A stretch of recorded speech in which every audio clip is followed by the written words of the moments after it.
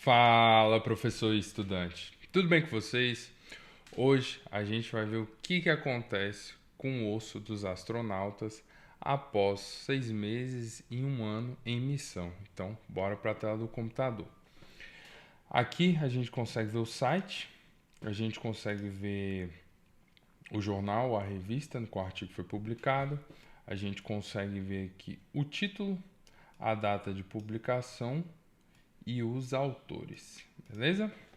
Lembrando que para acessar o artigo, o link vai estar na descrição do vídeo. Bora pro paper. Esse aqui é um daqueles artigos que ele vai e volta, tá? Então os materiais e métodos estão lá embaixo. Mas aqui na introdução ele fala a respeito da densidade mineral óssea, tá? E ele já começa trazendo alguns valores aqui antes do voo, durante o voo, após o voo, enfim, fala aí a respeito de medidas de partes dos nossos ossos e ele vai direto para os resultados. Ok, a gente vai lá para os materiais e métodos. Vamos lá, aqui. Então, esse foi um estudo com 17 astronautas, tá, de diferentes agências espaciais. E aí, os astronautas tiveram a suplementação de 800 UI de vitamina D3, tá? Durante o voo. E aí, o que eles pegaram como medida? Eles pegaram como medida toda a parte de densidade mineral óssea, de força óssea e da parte da microarquitetura e arquitetura do osso, tá? E aqui tem todas as medidas de volume, falha do tecido, número de trabéculas ali, enfim, tá? Tem tudo aqui descrito para vocês, mas para facilitar a nossa vida, imagina que eles pegaram todas as medidas, micromedidas e macromedidas relacionadas ao osso, tá?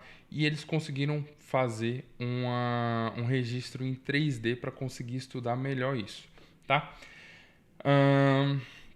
Pegaram alguns biomarcadores e também pegaram também exercícios como ciclismo, corrida, deadlift antes e após a decolagem, tá? Fizeram análise estatística e aí vamos para a parte que nos interessa, que são os próprios resultados em si, tá? Dos 17 astronautas, 3 eram mulheres, a média de idade era de 46 anos. E aí, eles, na hora que foram analisar os dados, eles analisaram de forma completa e eles fizeram a quebra de 6 meses para menos e 6 meses para mais. E, cara, deram uns resultados bastante interessantes. Porque, por exemplo, como a gente já consegue ver aqui que tá destacado, depois de 2 meses, 12 meses de recuperação das medidas relacionadas à tíbia, tá? Não houve recuperação na maioria das medidas e essas medidas ficaram abaixo dos valores pré-voo, tá? Então imagina que tem, sei lá, uma força da tíbia que estava aqui. Aí quando o cara voltou, ele embarcou na espaçonave, viajou, fez a missão dele lá. Quando ele voltou, estava aqui para baixo, ou seja, estava mais fraco. Mesmo com a suplementação de D3 lá de 800 UI. E aí o que eles acharam de interessante, tá? É que esse resultado de não recuperação não foi visto na parte dos membros superiores. Nesse caso aqui, eles utilizaram rádio, tá bom?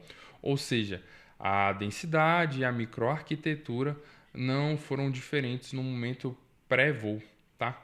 Ou seja, o que eles levam para a discussão é que como a gente perde a parte de sustentação, né, o choque mecânico de sustentação ali da articulação do tornozelo, joelho e quadril, perdão, como a gente perde esse choque mecânico, então provavelmente a gente fica mais fraco e perde algumas microestruturas ali. E aí a gente consegue ver isso aqui no gráfico que eles trazem para a gente, por exemplo, nessa porcentagem de mudança aqui de falha e o TT, se não me falha a memória, tá, é o a parte total ali, como se fosse a massa total. Cadê aqui, ó? Aqui, ó. É como se fosse a massa total. A densidade mineral óssea total. Então vamos voltar para cá. Isso aqui. Então a gente consegue ver que o osso aqui, ó, esse aqui é o momento pré-voo. Vamos pegar aqui, ó, pré-voo, imediatamente após que eles retornaram da missão, 6 meses de acompanhamento e 12 meses de acompanhamento. Então a gente consegue ver aqui que, cara, aqui está o momento pré-voo. Então o índice deles aqui tá como zero. Cara, assim que eles pisam, o índice está em. Vou arredondar aqui, tá em -5. Após 6 meses, está em 2,5 aqui, vou arredondar. E após 12 meses, deve estar em 1,5, tá? E a mesma coisa aqui na parte da densidade mineral óssea total, tá? Após os 12 meses aqui, as pessoas não se recuperaram aos valores pré-voo, tá?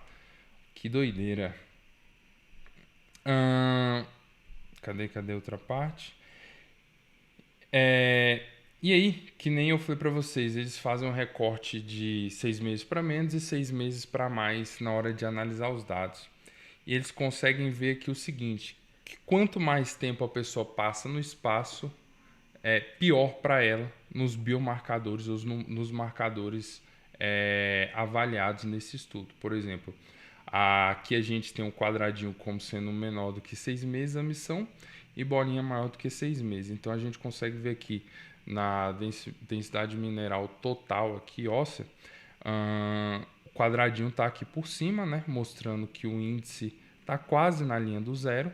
Já quem ficou mais tempo no espaço, mais tempo em missão, onde é que está aqui as bolinhas? Tudo perto do -5, vou chutar aqui -3, -2, tá?